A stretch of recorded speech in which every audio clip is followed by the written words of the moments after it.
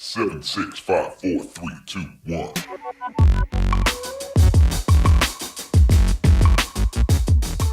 Welcome everyone to CBD Talk Podcast. Today we have an amazing woman. I've known her forever and I absolutely adore her. Terri Leek from Pure Hemp Collective. And she's going to talk with us today about a very special product. I had one pet podcast before, but it was only available in the state of California. This one's available nationwide. So yay! Pets need it. Our pets. They really do. So we're going to talk about the product later. What I want to talk about first is CBD and pets, and safety, efficacy, anything you want to teach us about the use of CBD with pets. Absolutely. I'll share with you everything I know, which most of it, of course, comes to us anecdotally. So we hear a lot of stories. People come in looking for something to help their dog. We don't know, our horse or cat, whatever. We don't ever really know if we can help or not. We just know how CBD works on the endocannabinoid system, and we know that that's all vertebrates have one. So we assume that it's going to work on pets. So pets are kind of like people. There's studies being done out there, but as far as having a lot of information at our fingertips, we don't have it yet. But it's getting there. And what I can tell you is just this week, Julie had a friend of hers who has a pet that had like a tumor in its nostril, and she wanted to try CBD. Julie, was she just trying tincture? She just put tincture on this tumor that was growing in its nose, and already the inflammation is out. The dog's able to breathe better. So, here's the things that we know, and the things that we assume, I guess. So, we know that the government has all these patents on CBD. We know that they know that it's anti-cancer and anti-spasmodic, anti-seizure, anti-anxiety, on and on.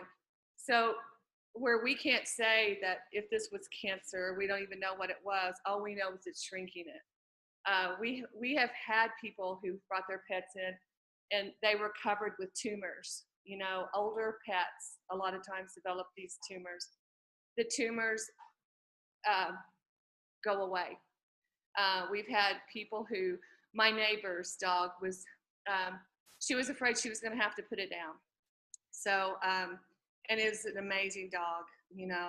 It's like I say, dogs are the best people and that I know, and I really mean that. Like, they're just amazing, right? What would we be without our pets? So she was telling me, she was in tears, and I said, I had a bottle of 5,000 that I was taking, and so I gave her, it was maybe a third full, and I said, just try this. I don't know if it'd help it, who knows. And she's like, oh my gosh, the dog has turned around. The dog is back to its old self. And now her mom is buying tincture for her dog, who is older. So where we don't really have studies, we do have a lot of great testimonials and a great feedback. For me, I have two dogs. One is a year-old crazy dog who needs a hip replacement at 1 year old. So she is on the 5,000 milligram because her ball, like her ball and socket, her ball is clear over here. So even though she doesn't cry or anything, I can tell when I'm on my game and I'm giving her CBD like I should. And sometimes even when I run out, I forget to re-up and I only think of it. And we're working long days here at the shop. And so sometimes I'm not on top of it, and I can tell a difference when she has it and when she doesn't have it. And then my other little dog, she's 13 or 14. She's old, gray face, she's got a few little tumors popping up, and she's still in great shape, but I credit that to CBD. And then I also credit the CBD for helping her with her anxiety. She has maybe one of the worst cases of brain anxiety I've ever seen, like to the point when we had all that flooding done, we were talking about even taking her to the vet to have her put down. Like she wasn't eating, she was emaciated, she had shivered so much she couldn't walk. We had gone through several vet visits. Nothing was helping her, nothing at all. And I'll say this, the CBD doesn't cure it, but it definitely helps it. It makes it where she can manage it. And, at the time when we were thinking about just having her put to sleep, like we didn't know what to do. We were at a loss, like nothing was giving her comfort. Even the strong meds from the vet weren't touching it. And so there's something about CBD that provides comfort without that gnawing of, a super high, strong dose of medicine. So I think it works really great for old dogs because sometimes I think that strong medicine is just as bad for them as what they're suffering from. So Yeah, I have to say that with Jackson, our 8-year-old Labradoodle, he definitely gets separation anxiety when we leave. But I notice that when I give it to him, and I've tried it, with and without, just to make sure that, of course, there is no such thing as a placebo effect with an animal. So, but anyway, but I'm not an animal, so I have to prove it to myself. But it really does make a difference. And the thing that I find interesting is that when we come home, he just sitting there on the couch, of course, with his tail just thump, thump, thump, instead of like running at us and peeing on himself and all that. So he's just sitting there, thump, thump, thump, thump, thump. But if someone else comes to the door, it's on. So that's how you know he's not drugged. exactly, Dawn. That's a great exact example of how CBD can help bring you down without just taking you out of your mind. And so those are some dog stories. I have a cat story. This is from a lady who does some marketing for us. And what she used wasn't even our product. It was someone else's product, but CBD. So anyway, she had 2 cats and adopted a kitten. The 2 cats were being extremely mean to the kitten and beating it up to the point she was just like, didn't know if it was going to work. And she's a super kind-hearted person, so she wanted it to work. She went to the vet. The vet prescribed CBD to her amazement. And hers came in little tiny capsules, which I think would be really hard. Like I just like to put tincture on the cat food and they eat it right up, and it's not like trying to get an animal to take a pill. But anyway, she said in the first day it took care of business. And like I said, that's not my product, so I'm not even like saying, oh, this is my product. No, it's just CBD. And I mean, cats are so hard. Cats are tough. And so for it to not only work, but work in the first day, I think says a lot right there. And then you and I have a mutual friend who has the horses down in Sarasota, Florida. And he had all these high dollar race horses. He had 3 that had never shown up to a race, meaning they had never won, placed, or shown. He started them on 100 milligrams of CBD in the morning, and those horses won, either did win, place, or show 10 out of 11 races. And for the amount of money that people have in a racehorse, that's pretty phenomenal. Now, we're working on horse treats currently here, and so I don't know if we have another probably mutual friend who rescues horses out here in Conifer. So we're going to use her horses as a test study. So we're making some alfalfa cubes with 50 milligrams of CBD with some dates and dehydrated carrots. So right now we're in the R&D where we know that we're not having any mold problems with them. Like you have to bring a new product on board takes a while. We have to sit it on the shelf, expose it to heat, expose it to all these things, and see if it's, what its shelf life's going to be. And it looks like the horse treat's going to be ready to go maybe in the next 6 weeks. But so that would be sometime in October. Maybe mid-October. And, you know, just loading a horse in a trailer can be, I mean, I used to have Stressful. stressful on everyone. Well, if you Yeah. give them a treat, wait 15 minutes and have all of that be easier. And then just horses are just naturally full of anxiety. And I know when you or I have anxiety, we know what that does to us. And sometimes I can look at a rabbit or a horse or Shawnee, my dog with high anxiety, and I just think how hard it is to live in that condition all the time, where we have stuff or we have things we can do to help ourselves. They don't always have control of their external environment. So if we have something that we can help them with that, I think it's just going to be amazing. And taking in rescue horses, they always have so many issues. So I think we'll get a really strong feel for what we're doing, and if the dose is right, if it needs to be stronger. So we started off at our company making a pet tincture, because when you're making a human tincture, it's just really easy to formulate for a pet. And then now we've gone to a beef. It's a chunk of beef lung or a chunk of sheep lung. It comes dehydrated. We've injected it with 25 milligrams of CBD, full spectrum oil. So the dogs love them. I mean, they love them, and they're low fat. They're really good for them. They're organ meat, so really great. And we talked before that I don't have to worry about it for diabetic dogs, because all it is just the meat. You know, it's not, there's not potato or starch or sugar or anything like that. Right. And it's just one meat. So, you know, if your animal has some kind of an allergy, it's either beef lung or it's sheep lung. So a lot of them are allergic to, you know, like chicken or whatever it is that they have. It just has one ingredient besides the CBD. It has the meat and the CBD, and that's it. So that makes it super easy and easier to figure out. But some people were having a hard time administering the tincture to their animals. I never have a hard time. I don't either. I just open the mouth and go, and that's it. I stick it right in their mouth. Yeah. Yeah. You put in the food. My cats, they're real picky about their food, so I just stick it. And this is a cat. I just stick it in their mouth and stick it in their back and the side of their jaw right here, and just no.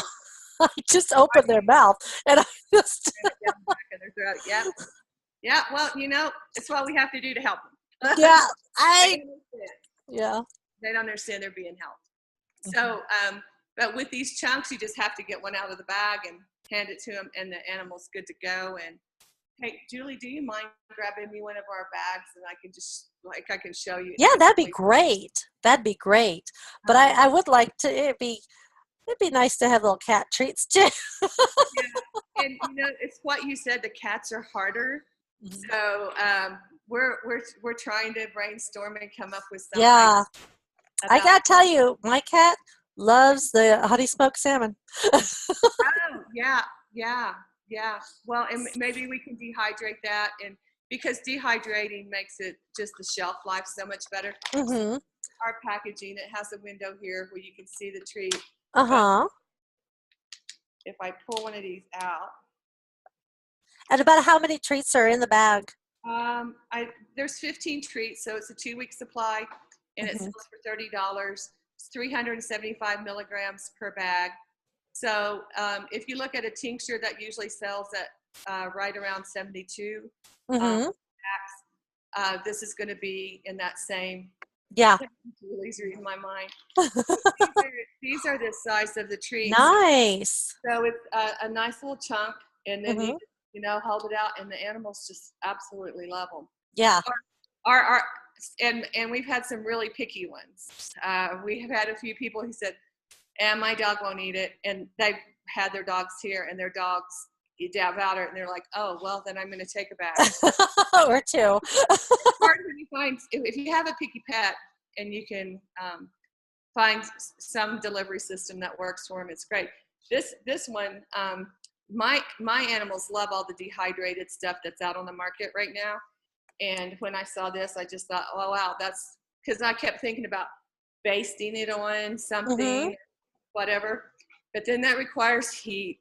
We want to decarboxylate the CBDA, but we don't want to knock out any of the terpenes or destroy any of the other cannabinoids that provide the entourage effect. So the great thing is with this dehydration is we're not adding heat. We're just dehydrating it. And then by dehydrating it, it's something you could take camping. It's, where the cat treat thing, the cats, I'm not so sure that they're going to go for dehydrated stuff. So we may have to figure out like a container with some salmon with, maybe putting the oil around the salmon. I don't know. We're going to work on that for sure. Yeah. Like I said, horses are next up. But we do have another product that we're working on for the pads, like the pads for dogs' feet. So like in the winter when they're standing outside in the snow and they don't want to come in because there's something interesting like a deer or whatever out there. And when they do come in, their pads are super cold and then they start to crack. And especially people who are walking their animals, people who walk a lot, like even on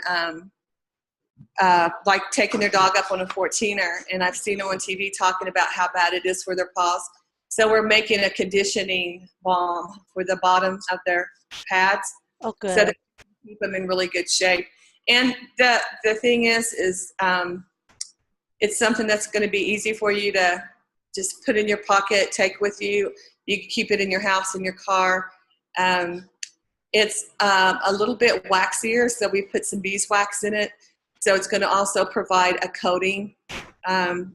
And so it's going to have all the healing things that like our salves will have for human skin, but it's just going to have a little something extra in it for dog pads. So it's going to coat that pad and stay on it. It'll be a little bit waterproof with that beeswax for a while. So we haven't done our R&D on it. We've made some up, and we're just waiting for a little change in the weather.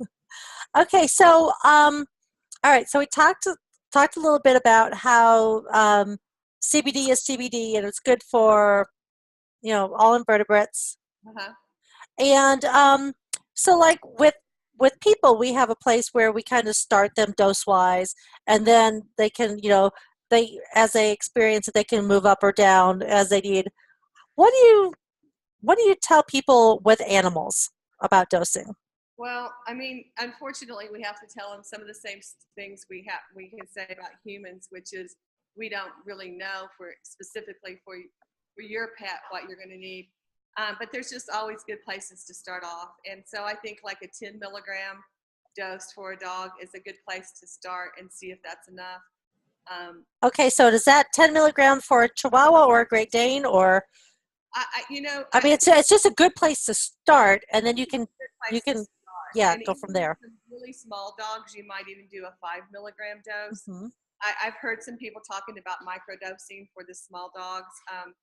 We do have some people who have Chihuahuas who are like taking these and crushing them up for their animals, and so that would work. The only thing is these have been injected, so it's not like you can half it. Exactly. So I think that with the smaller animals, right now the best thing we're working on it. We have a new dog food delivery system where we're going to make it like a jerky. So we bought this gun that squirts everything out, and we can do 10 milli. Like with these, we go smaller. You can't inject the dose; it won't hold the dose. Yeah. So with this new delivery system we have, we'll be able to put the dose in, squirt it out, it'll come out with the meat as well.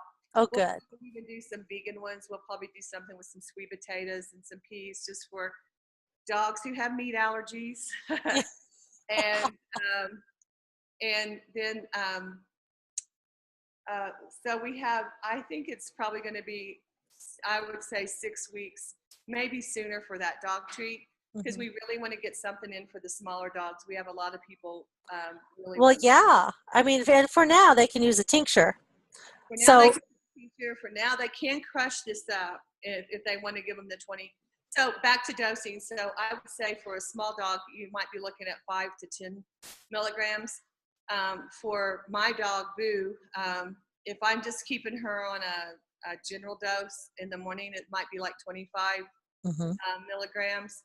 But when her hips are acting up, then I've given her up to 150 Yeah. 200 milligrams for pain. And Yeah. then she comes back and she forgets all about the pain, and she acts like a puppy again. Yeah. Yeah. It's amazing. I have a friend whose dog had leukemia, and this was at least 8 months ago, over 8 months ago. She did end up putting him down a few months back. He was in the CSU trial study, but at the time, I had told her about the CBD, and he was having a hard time with chemo, and hadn't eaten for a couple of days. Now she was a vet tech. She had been a vet tech, so she was force feeding him to keep the calories in him. And so I gave her what I had at the house, just like you did. And then I went out to run some errands, and I get this call about half an hour later, and she said, "How long does it usually take to kick in?" I said, "Well, it can kick in." I said, "It's going to depend on metabolism stuff." I said, "But it can kick in like easily in 15 minutes." And she said, "Dawn, within 15 minutes, he started eating." Yeah, it's pretty crazy. Yeah. I had another neighbor. We're really close with our neighbors. Yeah, I know you are. I had another neighbor who's super close with their pet, and we're Facebook friends. They had moved away, and he said they were going to have to put their dog down. And I was like, "Have you tried CBD?" And so anyway, we met up, gave him a bottle. I'm sure it was the 5,000 because the dog was like, they told him that they couldn't stop the internal bleeding. He had gotten a tick in its intestines. Oh. So a horrible way for the dog to go as well. Yeah. Anyway, started getting the CBD, and CBD being so antifungal, so antibacterial, got in there and cleaned that gut up, and that dog he's like, it's a miracle. And he posted on Facebook about it. Yeah. So, I mean, I always just say this, I know of no story. I've never heard of anyone telling me any story about CBD hurting an animal, ever. Have not heard it. So I just think that if something's going on with your animal, if you try it, also always get them the vet attention that they need. But we love our animals like we love our children. So we want to do as much as we can that's not going to affect their liver. That was my concern with Boo, my big dog, is, with this hip replacement, you just like taking the pain meds that she would need at her age. It would definitely take years off her life. So I was looking into the full hip replacement. Well, guess what? They don't like to do full hip replacements for puppies because puppies don't recover well. And the other day, she was chasing a cat down my stairs and went head over heels down the stairs. So had I had the hip replacement, she would have just undone it. So for me, right now, I'm just trying to buy time so she gets a little bit more mature, and then will behave herself and be able to have the hip replacement. It also gives me time to gather the $6,000. Yeah. Exactly. And so like we said, there's nothing showing that even with humans, with any mammal, that CBD has a bad effect. I mean, it can at certain doses it can actually cause anxiety, in which case you just back down off of it. But that is something that you can see in your pet. So when you're trying them out, starting with a dose, you should be able to tell if your dog is more anxious or less anxious, Right. and then you can go from there. Right. And I always just say, always watch for any contraindications. I mean, because you just never know about anything. So no matter what it is you're taking, or if you're just changing their food, you know, you might Exactly. changing their behavior, if it's changing their appetite or whatever. So just always being ever vigilant and paying attention. But for me, with my dogs, it's been pretty apparent early on Hmm. if it's working and if the dose is right. And with Boo, like I said, 25 milligrams was usually enough. When it's not enough, then I have no qualms giving her up to 200 milligrams. Oh yeah. I could give her more than that, but usually at 200, she just gets really sleepy. Yeah. She'll off the pain. Yeah. And that's a good thing. If you're in pain, sleeping out the pain is a good thing to do. Yep. Definitely. Mhm. So let's talk about so we talked about the some different ways to give it to them. Tincture, treats. There's some capsules out there, um, and then the balm. Yeah. So and Juliet's friend had the tumor, and they just rubbed the actual tincture on the tumor. Um, One of the things that I wonder about is if somebody uses a salve on an animal. Well, I know yours are all natural anyway, but Mhm. is with certain products, I would worry about them licking it off. Right. And that's the thing with ours. You're not going to have to worry about it licking. And with ours, we're putting that extra layer of beeswax in there. So Hmm. if they're licking it, they're going to be rubbing that beeswax. They'll be sealing it into that. You know how rough their pads are. Oh yeah. So if they're licking it, they won't just lick it off. They're going to lick it in because we know that in our own skin when we put on something with beeswax. Like Hmm. even when you put water on it and rub it off, it rubs it in. Yeah. So a friend of mine whose father is a vet has suggested that we make it taste horrible, and that's what they do. Bitter apple. Yeah, and so we're not at that point yet of thinking about making it taste that horrible, but it may be something we look into. Yeah. When we start doing some super R&D with it, and if the dog's licking it off looks like it's going to be a problem, then we may have to. Right. Or maybe people can just add something to it. Like if Well, their dog is a licker, or if oil, maybe the dog's not going to want to lick tea tree oil. And yeah. tea tree oil is super healing. So it Hmm. could be that we can do something like that. So that's what we'll try first for sure. Yeah. Because I've had several people ask me about tumors, about putting on tumors. Yeah. Yeah. And I was like, but if they're going to just lick it off, I said, well, get the tincture and give them the tincture, to take orally, and then, put a salve on it. I can't. Yeah. And just rub it in. Super great. Whether even if you just buy a tincture and you're giving them the tincture oily, then just Hmm. pour it. Then you could just put the tincture also directly on the wound and just rub it in really good. The thing with our salves is that it just has so many other carriers to help it penetrate and help it go. Hmm. So, that's when even a person, even if we don't have this for a while and a person needed it right now, they could do that and then maybe put some tea tree oil on top of it. Oh, And, that's a great idea. or I'm sure that there's things you can buy at Dogma or Chowdown or Buster's or somewhere that have that bad taste. And Yeah. putting the CBD on it and then putting something over the top of it. Hmm. Sometimes it's worth it. If especially, and with my knee replacement that I just had, with my animals, if they have a wound, they're going to get this stuff crammed right into their wound. I mean, my wound heals so quickly, and my doctor had some patients whose wounds were not healing. Hmm. I'm pretty certain that maybe people who have diabetes or things like that, have, and then just some people have different kinds of vascular system issues. Um, just putting the salve directly into the wound. So you can put the salve into the wound. Yeah, Okay. that's what I did when I had thyroid cancer. Hmm. And my thyroid doctor was like, I don't know what you're doing, but I want to sell this in my shop. And then when I told her what it was, she was like, well, I can't, but whenever I can, I want to. And then that's what my ortho said as well.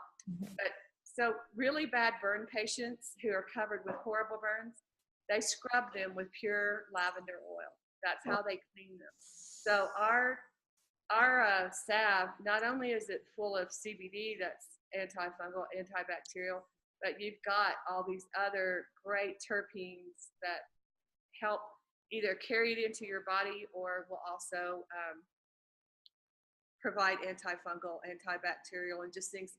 Those are the things, and anti-inflammatories. So when I had this incision, it stuck out like these giant duck lips. I mean, Yeah. it was so inflamed and it was super red. And that's when I just went, oh my gosh, I just crammed the salve right into the cut. The next day, it looked like someone had just drawn a line on my neck with a black ink pen. It was really weird looking. It was just a line. It was before it was bursting at the stitches. You know how that Yeah. didn't look like that at all. Well, Completely changed it. that's because we've got the CB2 receptors in our skin, Yeah. and they love CBD. Yeah, it all makes sense. It all makes sense. Well, I've told people on the podcast before that when I broke my foot, I had your salve in my purse, and I was at the lacrosse field, and so I immediately put it on, and half an hour later put some more on, and I never even took a Tylenol. Wow. That's So, crazy. Yeah. yeah. I mean, the thing is, like I tell people, if you have bone, rub it on bone. CBD is not going to go in and make bone stop rubbing on bone. Does have some collagen building abilities. So, but you're talking about long term. That kind of stuff doesn't happen overnight. But as far as the inflammation that goes on around that, or as far as the pain that goes on around it, it does seem to ease that. And that's just the feedback that we get. Like I said, I can't say it as a doctor. Right. It's just anecdotal. Yeah. Well, I'm just adding to your treasure of, of success stories. So, yeah. But, well, I'm going to have you on another time as well, because there's so much that we need to talk about. But, so you have a line. So you've got your Buddy and Boo, which is your pet line. Yes. And then you've got Vinabelle. Yes. And so Vinabelle was actually my grandmother. And, she's just this wild spirit that she was raised by an Indian medicine woman. Her brother was the seventh son. At 16, she ran off and joined the Ziegfeld Follies, married my grandfather. They kind of fought prohibition together as they were running moonshine for Pretty Boy Floyd and hanging out with Bonnie and Clyde. And we kind of feel like that's kind of what we're doing. Like, instead of fighting prohibition, we're fighting prohibition. And we just, Julie and I believe with all our heart that this plant has so many incredible benefits, and we just feel like we're helping mankind every day. And we have to navigate some tricky waters, and the job is not easy. If people like a black and white world, they certainly would not like the world of hemp, because here everything is gray. Like, we're not allowed to say CBD on our product. We have to say hemp enriched with phytocannabinoids or something to that effect. And that's a new rule, right?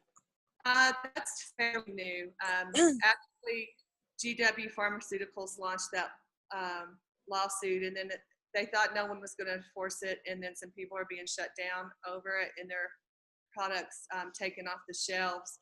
So how could GW trademark something that's in a plant? Well, that's a really good question, and that's our government is fighting them and saying you can't tell us, and you can't tell the people here in the United States that they can't use the term CBD. So it'll be interesting to see how that plays out. I think that's like, how can someone patent THC? THC is the name of a compound, so how can you do that? I don't know. How can you patent pollen? Yeah, or your pectoralis. You didn't make it? It's your pectoralis major, so you can't call it pecs, because that's our. I mean, it's it's just an interesting industry. There's a lot of people out there who are really just trying to get rich quick, who are really worried more about how much money they're going to make. What I think is, if we worry about making pets healthier, making Mm-hmm. people better. And that's our focus. That when other people come and go, we'll still be here. Now, Mm-hmm. that being said, there's a lot of tricky waters out here, and it's like, it's a lot. It's a lot to balance. It's a lot to manage, but Well, I there's, just want to real quick say right now, just call out that I'm not going to be supporting a company like GW that is trying to monopolize an industry with a lot of people trying to help, yeah. the masses. And so there you go. Yeah, but I mean, I think the time is right. I think that socially people are tired of big institutions. Mm-hmm. We're American people, like if we're looking around our world right now, we've got to be tired of being told what to do. We're not being led by leaders. And I think it's time that I think people are ready to take back decision making for themselves. Mm-hmm. And the thing that's interesting about the hemp plant is that if everyone just planted 6 or 10 hemp plants in their own yard, they could grow their own medicine. It's not hard to make it. They can make their own medicine in their backyard. And every hemp plant that's planted is taking out massive amounts of carbon from the air, more carbon than any other plant. They're going to help the planet. They're going to help themselves.